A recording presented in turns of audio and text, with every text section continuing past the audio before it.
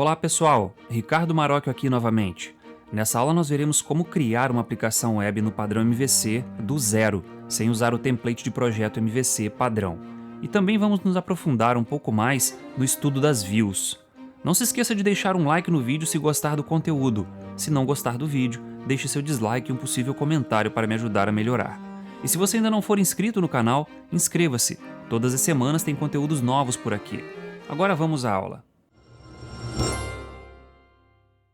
Como mencionei na introdução, nessa aula nós veremos como criar uma aplicação web do tipo MVC sem fazer uso do template de projeto MVC disponibilizado pela ferramenta de criação de projetos do .NET.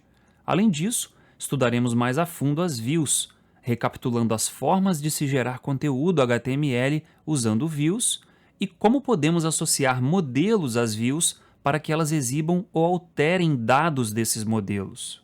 Vamos começar criando um novo projeto. Já estou aqui com o VS Code aberto em um diretório vazio, onde vou criar um projeto de uma aplicação web MVC usando o template de aplicação web mais enxuto oferecido pela ferramenta de criação de projetos do .NET.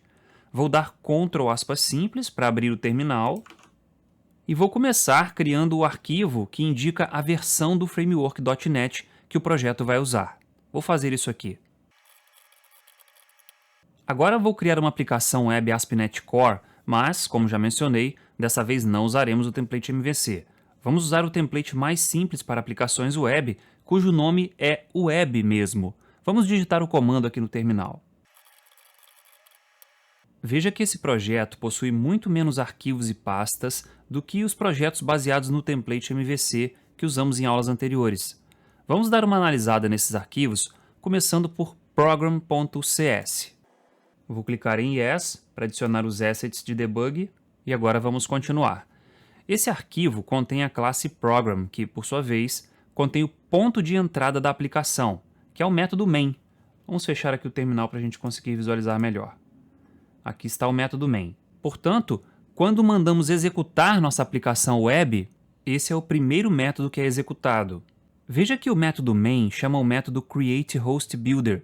Esse método é responsável por configurar os recursos básicos da plataforma ASP.NET Core. Uma de suas principais responsabilidades é inicializar o servidor HTTP que fica embutido em nossa aplicação web, conhecido como Kestrel. Internamente, o método configureWebHostDefaults, da linha 21, chama o método useKestrel. Portanto, por padrão, o Kestrel é o servidor HTTP que fica embutido em todas as aplicações web ASP.NET Core. Ele suporta HTTPS, HTTP2, que é a versão 2 do protocolo HTTP, oferece suporte a WebSockets, bem como oferece suporte a sockets no padrão Unix, oferecendo compatibilidade e alto desempenho para uso com o proxy reverso Nginx.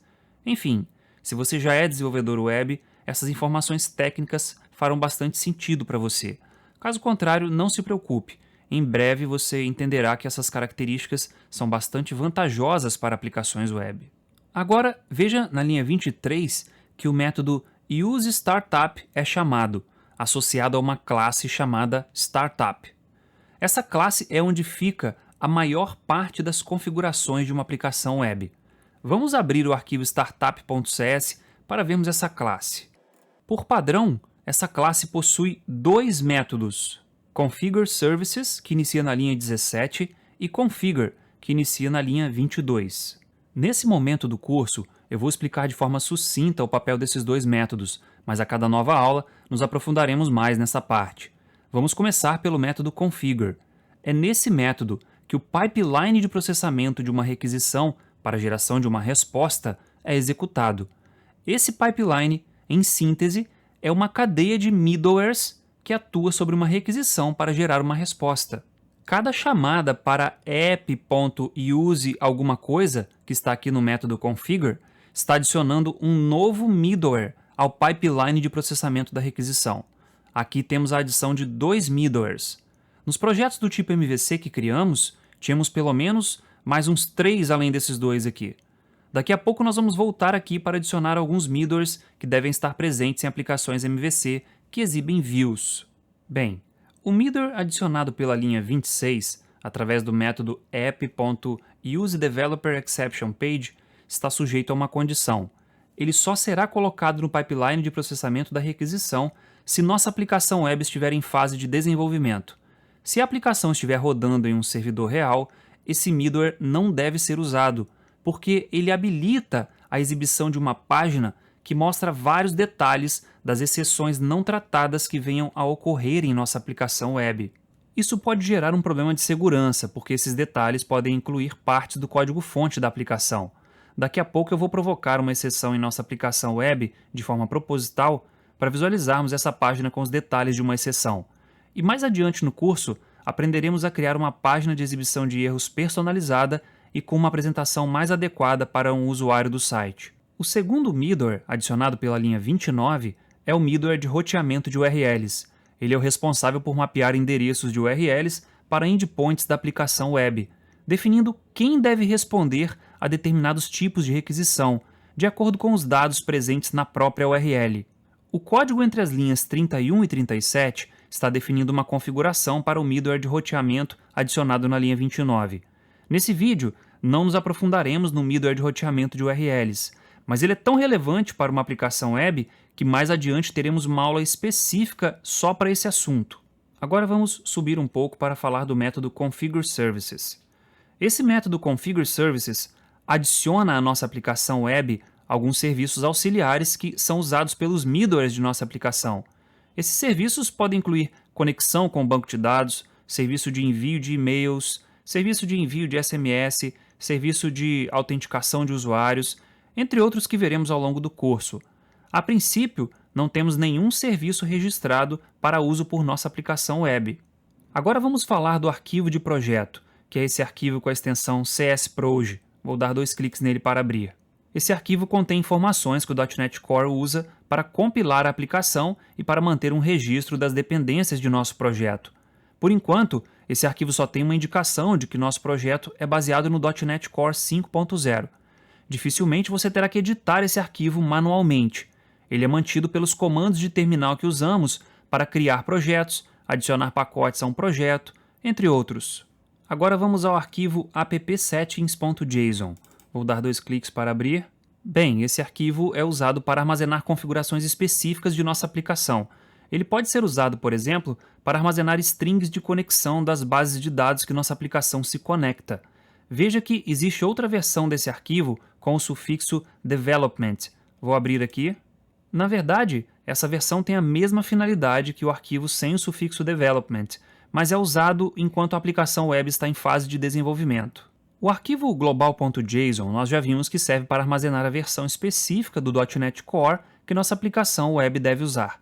Portanto, vamos dar uma olhada no arquivo launchsettings.json que fica aqui na pasta Properties. Vou dar 2 cliques para abrir. Esse arquivo contém configurações usadas para executar nossa aplicação web. Não vamos nos aprofundar nessas configurações agora, mas vamos ver algumas coisas que já podem fazer sentido. Na linha 22, temos a indicação de que nossa aplicação vai rodar na porta 5000. Podemos mudar a porta de execução alterando esse valor. Nas linhas 15 e 25, temos uma configuração que indica que nossa aplicação web ainda está em fase de desenvolvimento. Quando nossa aplicação for publicada em um servidor web real, o valor dessa variável de ambiente, ASP.NET Core Environment, será mudado de Development para Production. Mais adiante no curso veremos como publicar uma aplicação web e teremos que alterar essa configuração. Agora vamos falar das pastas bin e obj. Essa pasta obj contém compilações intermediárias de nosso projeto, que são usadas para compor a compilação final. E a pasta bin serve justamente para armazenar as compilações finais dos arquivos de nossa aplicação web. Inclusive, é nessa pasta que fica o arquivo executável de nossa aplicação web. Uma dica interessante em relação a essas pastas é que sempre que você quiser fazer um backup do projeto ou passar o projeto para uma outra pessoa, essas duas pastas podem ser excluídas, porque, além dos arquivos compilados serem relativamente grandes, eles serão gerados novamente por quem receber e compilar o projeto. Além disso, se você for enviar o projeto compactado por e-mail para alguém, muitos servidores de e-mail bloqueiam mensagens contendo arquivos compilados para evitar disseminação de vírus. Essa pasta VS Code contém 2 arquivos, o tasks.json e o launch.json. Essa pasta é criada pelo próprio Visual Studio Code e contém instruções para compilar e rodar nossa aplicação corretamente. Vamos abrir o arquivo launch.json. Vou clicar nele aqui e agora vamos olhar algumas configurações que podem fazer sentido para você nesse momento. Veja a linha 23. Essa linha muda a variável de ambiente ASP.NET Core Environment para Development, indicando que, se o projeto é executado de dentro do VS Code, ele ainda está em fase de desenvolvimento. Mesmo que você mude essa variável de ambiente para Production, lá no arquivo launchSettings.json da pasta Properties, que é onde fica a configuração oficial da aplicação, ao ser executada de dentro do VS Code, a variável de ambiente é sobrescrita, para indicar que a aplicação está em fase de desenvolvimento. Lembra daquele middleware de exibição de detalhes das exceções não tratadas que é adicionado ao pipeline enquanto a aplicação está em fase de desenvolvimento? Pois é, essa variável de ambiente é que determina isso. Agora vamos dar uma olhada na linha 11.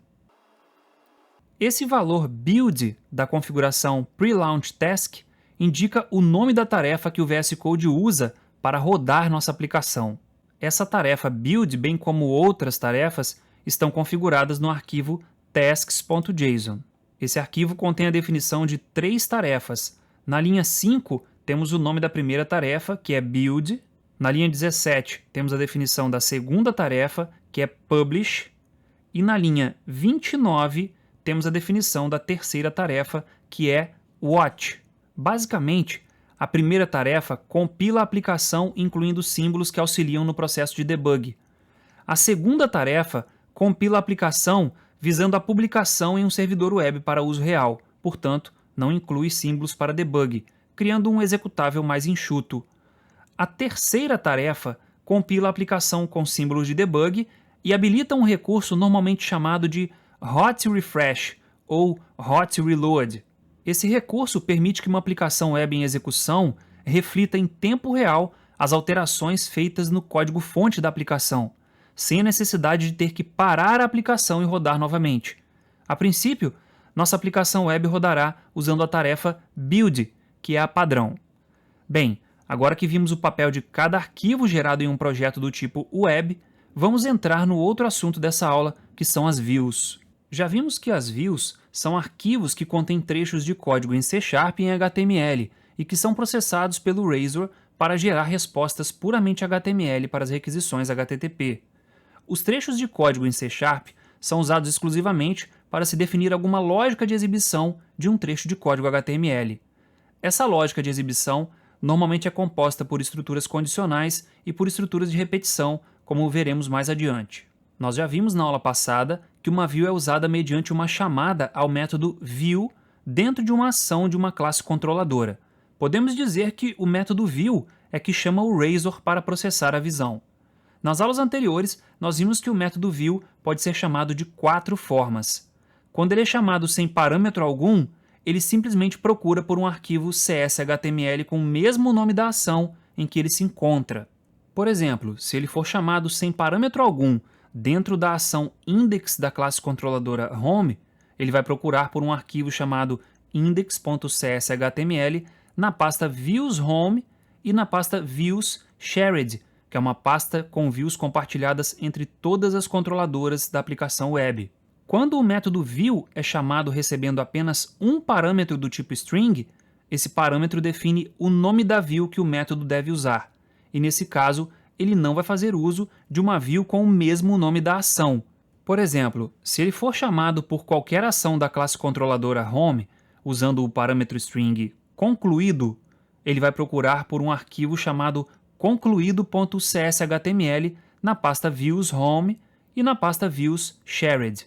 Agora, se ele for chamado com apenas um parâmetro que não seja do tipo string, ele buscará por um arquivo de view com o mesmo nome da ação e o parâmetro recebido vai ser tratado como o modelo associado a essa view, cujo tipo é definido na view pelo código @model, etc., seguido pelo nome do tipo desse modelo. Na quarta forma de se chamar o método view, passamos 2 parâmetros, sendo que o primeiro é do tipo string e corresponde ao nome da view que queremos mostrar, e o segundo é um parâmetro não string e corresponde ao modelo que será passado para a view definida no primeiro parâmetro. Daqui a pouco, nós faremos exemplos envolvendo todos esses casos. A princípio, pode parecer um pouco confuso combinar código C# e código HTML para gerar uma resposta HTML, mas depois de praticar com alguns exemplos, essa combinação se torna bem natural e o papel do C# fica bem claro dentro dos arquivos CS/HTML. Agora que recapitulamos e nos aprofundamos um pouco mais nos conceitos relacionados a views, vamos praticar. O primeiro passo para se trabalhar com views é habilitar nossa aplicação web para que ela seja capaz de processar views. A princípio, o pipeline de nossa aplicação não inclui essa capacidade. Vamos começar habilitando o suporte a processamento de views em nossa aplicação web. Para isso, vamos lá na classe Startup e agora aqui nesse método Configure Services nós vamos adicionar o seguinte. Agora vamos analisar uma situação. Imagine que você esteja criando uma view para uma ação qualquer e em dado momento você decide rodar a aplicação para ver como a view está sendo renderizada no navegador. Aí você roda a aplicação e abre no navegador a página correspondente à view que está editando. Então você vê um pequeno erro de grafia no título da página. Provavelmente você fecharia a aba do navegador, interromperia a execução da aplicação no VS Code, consertaria o erro e rodaria a aplicação novamente. Pois é, atualizar uma view é uma tarefa bastante frequente, independentemente de ser para correção, acréscimo ou remoção de conteúdo. E ficar interrompendo e rodando a aplicação sempre que essa tarefa for realizada é algo realmente contraproducente. Para resolver essa questão, existe um pacote que pode ser adicionado à nossa aplicação que habilita a recompilação das views de uma aplicação web em tempo real se elas forem alteradas enquanto a aplicação está em execução. Para adicionar esse pacote à nossa aplicação web, vamos abrir o terminal e digitar o seguinte comando. Vamos subir aqui para dar uma olhada no comando .NET add package para adicionar um novo pacote à nossa aplicação web e aqui veio o nome do pacote, microsoft.aspnetcore.mvc.razor.runtime-compilation. Aí ele adiciona o pacote. Agora vamos fechar o terminal e vamos dar uma nova olhada no arquivo de projeto da nossa aplicação. Veja que agora temos uma tag chamada item group que contém uma referência para o pacote Microsoft ASP.NET Core MVC Razor Runtime Compilation, versão 5.0.6. Lembra que eu disse que esse arquivo também guarda as referências para os pacotes usados por nossa aplicação? Pois é, agora nós vimos isso na prática. Bem, uma vez que nossa aplicação contém esse pacote, agora vamos habilitar a funcionalidade que ele traz. Vamos voltar ao método Configure Services da classe Startup. Agora vamos complementar esse código que adicionamos com o seguinte. Pronto, agora sempre que atualizarmos nossas views com a aplicação web em execução, as alterações serão imediatamente refletidas na página renderizada pelo navegador. Mas tenha em mente que isso não funciona para as classes presentes nos arquivos com extensão CS. Se alterar uma classe, terá que parar a aplicação, compilar e executar novamente. Isso funciona somente para views. A não ser que se execute a aplicação em modo hot refresh ou hot reload, como eu expliquei anteriormente quando falei do arquivo tasks.json. Ok, perceba que até aqui nós estamos estudando tudo o que estamos criando para construirmos um conhecimento sólido de como as coisas funcionam em uma aplicação web. Agora vamos descer um pouco aqui no código e vamos fazer uma alteração nesse método configure.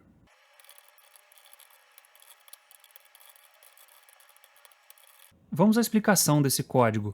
Primeiro removemos a condição if env.isDevelopment da primeira linha, porque como essa aplicação nunca será publicada para uso real em um servidor web, vamos sempre adicionar o middleware de exibição de detalhes de sessões não tratadas. Em seguida, na linha 26, adicionei o middleware que permite que nossa aplicação web sirva arquivos estáticos, como arquivos CSS, JavaScript, imagens, entre outros. Com esse middleware adicionado pela linha 26, basta colocar os arquivos estáticos na pasta www.root do projeto para que eles se tornem acessíveis pela aplicação. Na linha 27, temos a adição do middleware de roteamento de URLs, sobre o qual já falei brevemente. E por fim, entre as linhas 28 e 32, temos a configuração de uma rota. Essa configuração indica que uma URL pode ter 2 ou 3 segmentos separados pelo caractere de barra, criando um mapeamento para endpoints de nossa aplicação web. Os endpoints, nesse caso, serão ações dentro de classes controladoras. A primeira parte corresponde ao nome da classe controladora sem o sufixo controller. A segunda parte corresponde ao nome da ação presente nessa classe controladora. E a terceira parte, que é opcional, corresponde a um parâmetro chamado ID. Apesar de eu ter passado na linha 31 que home é a controladora padrão e que a ação index dessa controladora é a ação padrão, eu poderia usar qualquer nome de classe e ação aqui. Por exemplo, se um site tem apenas 5 páginas, dificilmente faz sentido criar mais de uma classe controladora com as ações para gerar essas 5 páginas. O normal seria criar uma única classe contendo 5 ações. Eu poderia chamar essa classe controladora de Site Controller, por exemplo, e a ação principal dela de início. Se eu fizer dessa forma, bastaria trocar os valores padrões da rota. Eles ficariam assim. Aqui no lugar de home eu colocaria site e aqui na ação eu colocaria início. Porém, por enquanto, nós manteremos os valores padrões. Então eu vou dar Ctrl Z aqui e Ctrl Z novamente. Inclusive, quando optamos por manter esses valores padrões para controlador e ação de uma rota, alternativamente, podemos usar um método mais direto para fazer isso. Vamos alterar aqui para usar esse método. Pronto, agora nossa aplicação web tem home como controladora padrão e index como ação padrão. É importante também ressaltar que uma aplicação web pode ter vários padrões de rotas. Esse é apenas um padrão. Por exemplo, essa mesma aplicação web poderia ter um padrão de rota distinto para web services, acessíveis por uma aplicação mobile associada a essa aplicação web, por exemplo. Você já deve ter visto muitos sites que possuem aplicações mobile relacionadas, principalmente as lojas virtuais mais conhecidas como Amazon, Mercado Livre, entre outras. Pois é normal que uma aplicação mobile obtenha seus dados de uma aplicação web que esteja relacionada a ela. Nesse caso, eu poderia disponibilizar web services em uma rota específica para essa aplicação mobile. Bem, agora a nossa aplicação web já está com a configuração mínima necessária para trabalharmos com views. Portanto, vamos criar uma classe controladora com uma ação e, a partir dessa ação, vamos criar uma view. Vamos começar criando a classe controladora. Lembre-se que, por convenção, as classes controladoras devem ficar dentro da pasta Controllers. Então vamos criar essa pasta. Agora, dentro dessa pasta, eu vou criar um arquivo chamado homecontroller.cs. Agora vamos codificar a classe homeController e a ação index.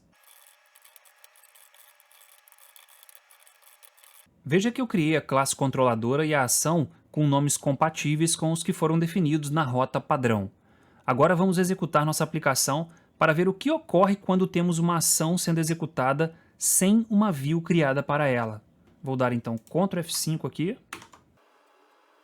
Aí está. Veja que recebemos uma página dizendo que ocorreu uma exceção não tratada. A mensagem da exceção indica que a view index não foi encontrada e que ela foi procurada nos diretórios views/home e views/shared de nossa aplicação web. Veja que também é possível ver toda a pilha de chamada de métodos que gerou a exceção, assim como a carry, que são os parâmetros da URL e que não tem nenhum nesse caso, os cookies presentes na requisição, os cabeçalhos da requisição e os dados do endpoint e da rota que foi utilizada para acessar esse endpoint. Lembra daquele middleware que habilita a exibição da página de detalhes de exceções não tratadas? Pois é, essa página foi gerada por ele. E se esse middleware não estivesse habilitado? Bem, vamos ao VS Code para desabilitá-lo. Agora eu vou parar a aplicação, fechar o terminal e vou aqui em Startup. E agora eu vou comentar essa linha. Vamos dar Ctrl F5 para executar a aplicação novamente. Aí está. Veja que o navegador mostra uma página em branco. Vamos voltar ao VS Code. Agora, mantendo a aplicação em execução, vamos abrir aqui o Thunder Client. Vou gerar uma nova requisição. Agora vou colocar aqui o endereço de nossa aplicação. Agora vou clicar em Send e veja que o código de retorno da resposta HTTP é 500 Internal Server Error, o que indica que ocorreu um erro em nossa aplicação web. Isso está longe de ser um comportamento desejável para uma aplicação web. Em uma situação de uso real da aplicação web, o ideal seria mostrar uma página de erro genérica para o usuário, dizendo que ocorreu um erro e que a equipe de suporte foi notificada sobre o fato. Nos bastidores, a aplicação web realmente deveria registrar os detalhes da exceção de alguma forma e notificar os responsáveis a respeito do ocorrido, seja através de e-mail, de SMS, aplicativo de mensagens, enfim. O importante é que alguém seja notificado para que seja possível prover uma correção para o erro rapidamente. Ok, agora vamos parar a aplicação, fechar o terminal, fechar essa janela do Thunder, vamos também descomentar essa linha e agora vamos criar uma view para a ação index. Como essa view é específica da controladora Home, vamos criar essa view dentro da pasta Views Home. Vamos criar essa pasta. Agora eu vou criar o arquivo e vou começar adicionando um código HTML simples a essa view. Realmente é uma página bem simples, com um título e uma descrição sucinta. Vamos rodar novamente a aplicação para ver o resultado. Aí está. Agora a view index está sendo exibida como a página padrão de nossa aplicação web. Vamos testar o processamento de views em tempo real do Razor. Vamos voltar ao VS Code e agora, sem parar a aplicação, vamos trocar o título aqui para Olá. Agora vamos voltar ao navegador. Aqui no navegador eu vou clicar no botão para recarregar a página. Aí está. A atualização feita na view já está refletindo na renderização da página. Agora vamos adicionar a biblioteca Client-Side Bootstrap 5 ao nosso projeto para deixar essa view um pouco mais interessante. Vamos voltar ao VS Code. Aqui no VS Code eu vou parar a aplicação e aqui no terminal eu vou dar um Enter. Agora eu vou dar um Clear para termos um terminal mais limpo. Agora, aqui no terminal, nós vamos começar digitando o seguinte comando. Isso indica que queremos usar o repositório JSDeliver. Veja que foi criado um arquivo chamado libman.json na raiz do projeto. E aqui indica que JSDeliver é o default provider. Agora vamos voltar ao terminal para instalar a versão estável mais nova do Bootstrap, que é a versão 5. Pronto, o Bootstrap 5 já está instalado e agora pode ser referenciado por nossas views. Veja que eu adicionei o Bootstrap 5 à pasta lib dentro de www.root. Já vimos que a pasta www.root é onde ficam os arquivos estáticos de nossa aplicação web que são servidos graças ao middleware que adicionamos para esse fim usando app.useStaticFiles em Startup. O fato de termos colocado o Bootstrap 5 na pasta lib e não diretamente na pasta www.root é porque existe uma convenção que indica que bibliotecas client-side devem ficar dentro dessa pasta lib. Agora vamos referenciar o Bootstrap 5 na view index. Logo acima do elemento title, nós vamos adicionar o seguinte código. Esse é o caminho relativo do arquivo CSS principal do Bootstrap. Agora nossa página pode usar as classes do Bootstrap 5. Porém, se você tentar adicionar uma classe do Bootstrap 5 a algum elemento HTML, verá que o Code Complete ainda não funciona, mesmo com o plugin IntelliSense for CSS instalado. Esse plugin é esse aqui. Vou colocar aqui CSS e é esse plugin que faz o Code Complete para CSS. Vou fechar aqui. Porém, como mencionei, o Code Complete de CSS ainda não está funcionando. Isso acontece porque o plugin ainda não carregou as classes do Bootstrap 5 para a memória. Vou fechar aqui o terminal e o explorador de arquivos para eu ter uma área mais livre aqui no editor. Agora eu vou aqui em H1 e vou tentar adicionar uma classe do Bootstrap. Vou tentar colocar text traço. Veja que eu dei Ctrl espaço para ativar o Code Complete e nada apareceu. E existem várias classes do Bootstrap que começam com text traço. Agora vamos atualizar o cache do plugin para que as classes do Bootstrap 5 passem a ser reconhecidas. Para atualizar, vamos pressionar Shift Ctrl P e aqui nós vamos digitar cache. E essa opção é a que vai fazer o carregamento. Vou clicar Cache CSS Class Definitions. Agora vamos tentar usar o Code Complete novamente. Aqui em Text eu vou dar Ctrl espaço e aí está. Veja que várias classes do Bootstrap 5 são mostradas. Eu vou selecionar a classe Text Primary. Vou dar um P aqui e aqui eu tenho a classe Text Primary.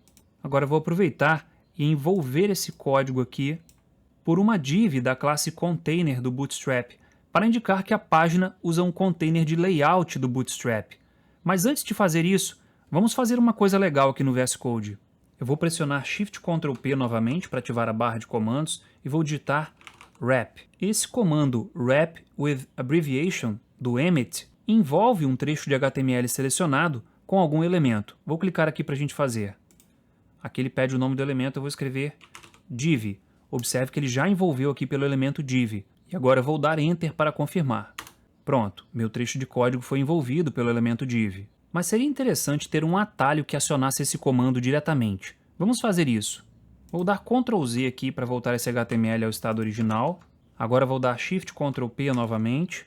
Vou digitar wrap. E aqui no comando eu vou clicar nessa engrenagem.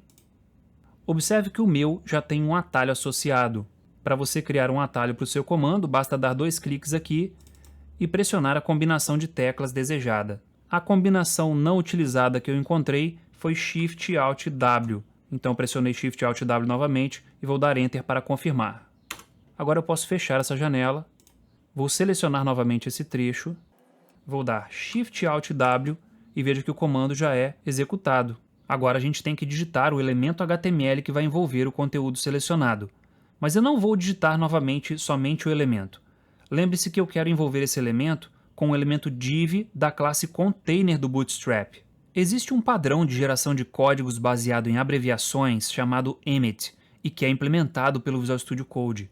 Ele é muito poderoso e pode aumentar consideravelmente a velocidade de codificação de documentos HTML e CSS. No curso de criação de sites com HTML5 e CSS3, que está aí no card acima, eu abordo o Emmet de forma mais aprofundada. Veja o que vou fazer aqui agora. Veja que o código HTML selecionado foi automaticamente envolvido por um elemento div da classe container. Agora eu vou dar Enter. E é simplesmente isso. É possível usar essas abreviações Emmet diretamente no editor de código. Basta colocar o nome do elemento HTML, seguido de ponto, e o nome da classe CSS que quer aplicar, e dar Tab. O elemento será criado com o atributo class já configurado para a classe indicada. Enfim, o Emmet é muito mais do que isso. Eu vou fazer mais uma demonstração do ganho de produtividade quando se usa abreviações Emmet. Suponha que eu queira um elemento link que tenha a aparência de um botão, que tenha o atributo href apontando para /home, /cadastrar e que tenha o título Quero me cadastrar. Vamos fazer isso logo depois desse parágrafo aqui. Vou dar Enter e vou fazer o código aqui. A, para dizer que é um elemento link, ponto btn, que é uma classe do Bootstrap para botões, ponto btn primary, que é outra classe do Bootstrap, porém só para estilizar o botão na cor azul.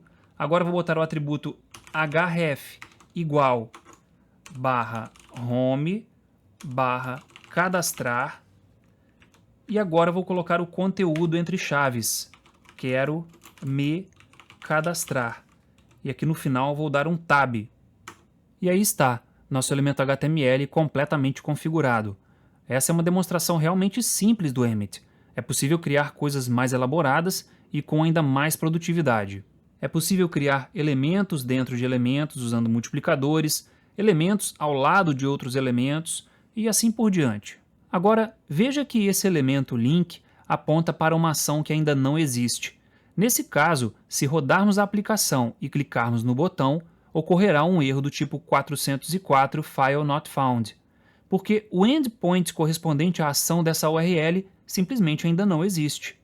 Observe que é uma situação diferente daquela em que o endpoint corresponde a uma ação existente, mas tal ação não possui uma view para mostrar, como aconteceu com a ação index há alguns minutos. Bem, até aqui já vimos como criar e usar uma view associada a uma ação. Basta criar uma view com o mesmo nome da ação dentro da pasta de views da classe controladora em questão. Mas vimos que uma ação pode retornar uma view que não tenha necessariamente o mesmo nome dessa ação. Para isso, basta passar para o método view o nome da view que queremos retornar na ação em questão.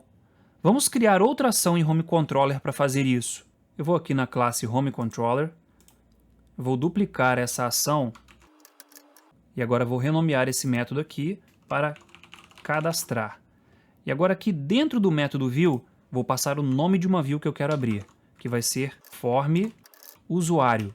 Isso vai fazer com que o método procure por um arquivo chamado formusuário.cshtml dentro da pasta views/home e dentro da pasta views/shared. Se ele não encontrar, aquela página de exceção que foi mostrada para a ação index alguns minutos atrás será mostrada novamente. Então já vamos logo criar essa view dentro da pasta views/home. Vou abrir aqui a pasta e para facilitar eu vou duplicar o arquivo index.cshtml e vou renomeá-lo. Agora eu vou modificar o conteúdo do arquivo rapidamente. Vou fechar aqui para ganhar mais espaço no editor.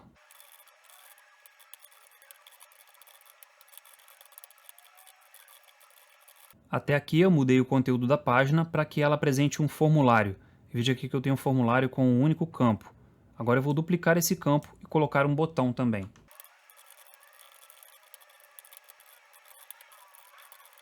Essa página mostra um formulário com apenas dois campos, nome e e-mail. Usei algumas classes básicas do Bootstrap para estilização de formulários e botões e usei também a classe utilitária W25 na linha 16 para que a largura do formulário seja equivalente a 25% da largura do elemento pi dele, que nesse caso é a div da classe container, e usei também a classe mt3 para colocar uma margem superior de 3 unidades do Bootstrap entre o botão e esse campo. Agora vamos rodar a aplicação. Ctrl F5. E veja que a página principal já está no estilo Bootstrap. Agora vamos clicar no botão Quero me cadastrar, que na verdade é um link com aparência de botão. E aí está, a view form usuário processada na ação cadastrar da controladora Home. Bem, para que esse vídeo não fique muito longo, eu vou parar nesse ponto. No próximo vídeo continuaremos daqui para adicionarmos um modelo a essa view, estudando com mais profundidade as formas possíveis de se fazer isso. Veremos também como criar arquivos de layout para nossas views, um recurso que promove o reuso e aumenta consideravelmente a produtividade na criação de views. Enfim, ainda tem muita coisa legal pela frente. Mais uma vez, eu quero te agradecer pela confiança em meu trabalho. Se você tiver gostado desse vídeo e da metodologia que utilizei, explicando detalhadamente e gradativamente todos os recursos do ASP.NET Core, deixe o seu like. Isso vai ajudar muito o canal e vai me motivar a continuar produzindo vídeos com essa abordagem. Novamente, muito obrigado por sua atenção, fique com Deus, tenha um ótimo dia e até o próximo vídeo.